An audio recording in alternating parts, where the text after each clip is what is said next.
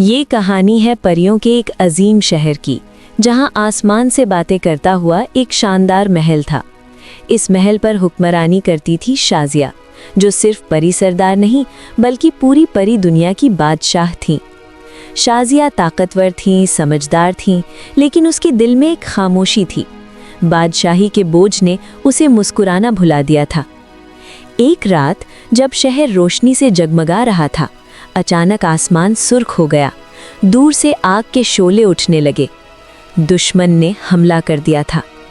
परियों का शहर जल रहा था। गलियां, बाग, घर सब राख बन रहे थे। शाजिया ने अपनी पूरी ताकत से शहर को बचाना चाहा, लेकिन दुश्मन बहुत ज्यादा था।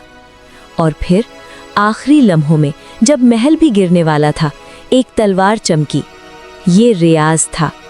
रियाज जो एक आम इंसान था, लेकिन उसका दिल शेर से कम नहीं था। वो आग के दरमियान से गुजरा और शाजिया को अपनी बाहों में लेकर महल से बाहर निकल आया। शाजिया हैरान थी, कोई इंसान अपनी जान पर खेलकर परी बादशाह को कैसे बचा सकता है? लेकिन कहानी यही खत्म नहीं हुई। रियाज सिर्फ बचाने नहीं आया था, उसने वापस पलटकर दुश्मन पर हमला किया। उसकी हिम्मत, उसका यकीन परियों के जादू से भी ज्यादा ताकतवर निकला। आखिरी जंग के बाद दुश्मन शिकस्त खा गया। सुबह हुई और जो शहर राख बन चुका था, वो धीरे धीरे फिर से खड़ा होने लगा।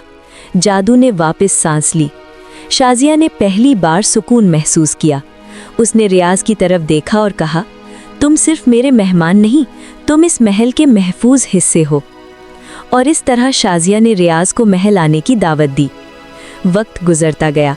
बादशाह और इंसान के दरमियान सिर्फ शुक्रिया नहीं, एक गहरा रिश्ता बनने लगा। शाजिया जो कभी सिर्फ हुक्मरानी जानती थी, अब मोहब्बत समझने लगी थी।